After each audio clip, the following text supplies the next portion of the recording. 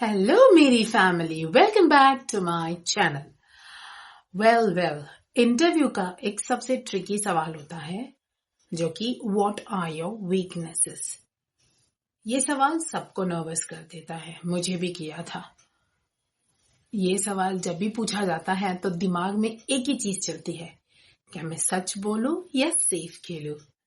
भाई सबसे बड़ी बात यह है कि आपको सच बोलना है, बी ऑनेस्ट।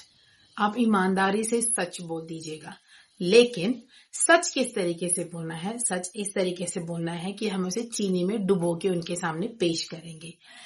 हम सच भी बोलेंगे, लेकिन हम ऐसी कोई चीज नहीं बोलेंगे जो हमारी पर्सनल लाइफ के बारे में। हम जो सच बोलेंगे वो हमारे स्किल्स के बारे में बोलेंगे। जैसे हमें ये स्किल नहीं आती या वो स्किल नहीं आती। कभी भी ये नहीं कहेंगे कि हमारी खुद की पर्सनल लाइफ में कोई प्रॉब्लम है, उसके बारे में हम उस वीकनेस के बारे में हम डिस्कस नहीं करेंगे। ठीक है, तो आज की वीडियो में हम देखेंगे कि ये सवाल क्यों पूछा जाता है, इसका जवाब कैसे देते हैं, और कुछ यूनिवर्सल वीकनेसेस में डिस्कस करूंगी जो एक्सपीरियंस या फ्रेशर भी इसको यूज कर सकते हैं, नो मैटर कोई भी जॉब प्रोफाइल हो। ठीक है, तो चलिए शुरू करते हैं। अब सबसे पहले ये सवाल सबको आता होगा कि भाई ये सवाल किस लिए पूछा जाता है, व्हाई दिस क्वेश्चन।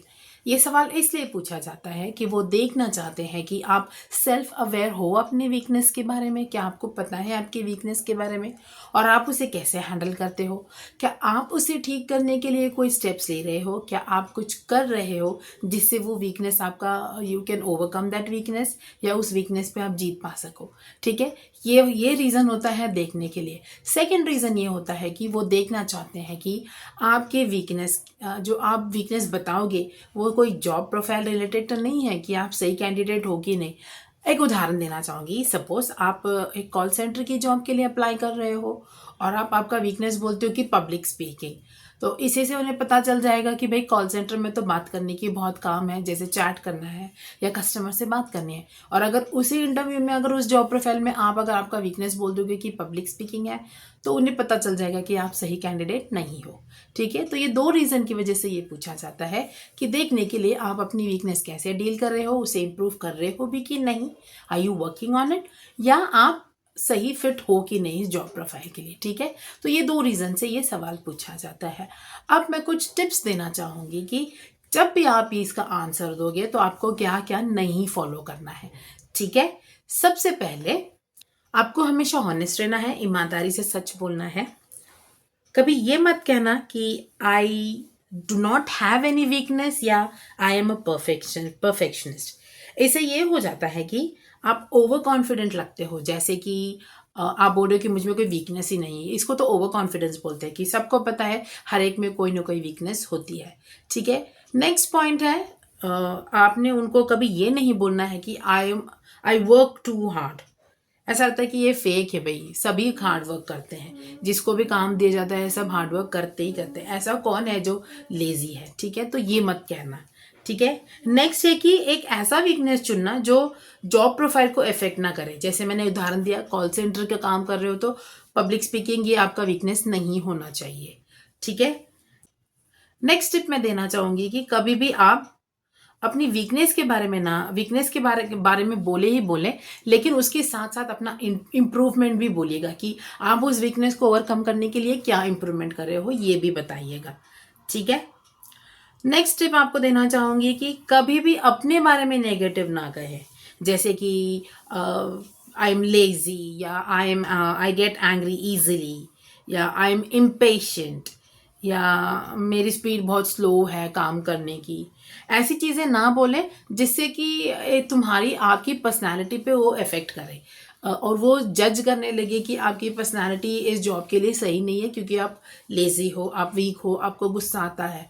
ठीक है, और कोई भी इस तरीके से बोलना कोई वीकनेस जो एक स्किल सेट रिलेटेड हो। अब देखते हैं कुछ यूनिवर्सल वीकनेसेस जो फ्रेशर और एक्सपीरियंस दोनों बोल सकते हैं, चाहे कोई भी जॉब प्रोफाइल हो। ठीक है, ये कॉमन यूनिवर्सल वीकनेसेस हैं जो हम हर जॉब प्रोफाइल के लिए या हर सिचुएशन में फ्रेशर या एक्सपीरियंस बोल सकते हैं। ठीक है, तो सबसे पहले है पब्लिक स्पीकिंग। अब ये पब्लिक स्पीकिंग कॉल सेंटर की जॉब या ऐसी जॉब पे नहीं एप्लीकेबल होगा जहाँ पे आपको बहुत सारी बातें करनी है लोगों के साथ, जैसे कि कस्टमर सर्विस हो गया, या कॉल सेंटर में आपको कोई एस्केलेशन कॉल्स या चैट प्रोसेस है, वहाँ पे आप पब्लिक स्पीकिंग के बारे में नहीं बोलोगे। ठीक है। नेक्स्ट यूनिवर्सल वीकनेस है ओवर थिंकिंग। ठीक है। नेक्स्ट है डिफिकल्टी डेलीगेटिंग। डेलीगेटिंग मतलब अपना काम किसी और को सौंपना। ठीक है। तो उसको कहते हैं डेलीगेटिंग, डिफिकल्टी डेलीगेटिंग। ठीक है। फिर नेक्स्ट है आस्किंग फॉर हेल्प। नेक्स्ट है डिफिकल्टी सेइंग नो। ठीक है। तो देखते हैं अगर किसी एक्सपीरियंस या फ्रेशर को वीकनेस के बारे में बोलना है तो किस तरीके से बोल सकते हैं। हम कुछ यूनिवर्सल वीकनेसेस की ही बात करेंगे। तो सबसे पहले हम बात करते हैं पब्लिक स्पीकिंग। पब्लिक स्पीकिंग अगर कॉल सेंटर की जॉब है, यहाँ पे ऐसे कोई भी जॉब है जहाँ पे आपको बोलना है, तो वहाँ पे ये वाला वीकनेस ना बोले। ठीक है। तो अगर पब्लिक स्पीकिंग पे मुझे बोलना है तो मैं किस तरीके से इसका जवाब दूंगी। I feel uncomfortable presenting to large groups or speaking in meetings. I have started practicing small speech and presentation in my free time to work upon this. और अगर मुझे बोलना है कि डिफिकल्टी डेलीगेटिंग, अब डिफिकल्टी डेलीगेटिंग मतलब ये fresher के लिए एप्लीकेबल नहीं होगा। क्यों?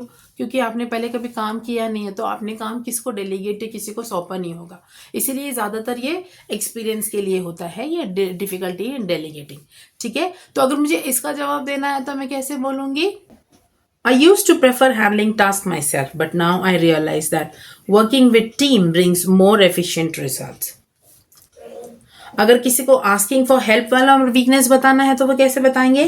आई sometimes hesitate to ask for help as I think people might जज me, but now I have realise that collaboration leads to better result. अगर किसी को ओवर थिंकिंग के बारे में बोलना है तो I tend to overthink, but I believe this reflects my thorough approach to problem solving. I am learning to break tasks into smaller steps to ensure high quality and better results. अगर किसी को difficulty saying no है तो my greatest weakness is that I have sometimes found it difficult to say no to co-workers or colleagues, which has led to me taking on more than I can handle. However, I have realized this can impact the quality of my work. To manage this, I now analyze and track my capacity to be realistic about my deadlines before accepting new work or new tasks. This ensures I can deliver high quality results without getting overburdened. ठीक है। तो ये थे कुछ example हमारे universal weaknesses के बारे में जो एप्लीकेबल था दोनों के लिए, फ्रेशर और एक्सपीरियंस के लिए। होप सो आपको ये वीडियो अच्छा लगा होगा। हमारे नेक्स्ट वीडियो में हम बहुत सारी बातें डिस्कस करेंगे, बहुत सारी हम daily use routine sentences discuss करेंगे। ठीक है। अगर आपको ऐसा लगता है कि ये वीडियो आपको हेल्प कर सकता है किसी भी तरीके से तो प्लीज़ लाइक, शेयर और सब्सक्राइब ज़रूर कीजिएगा।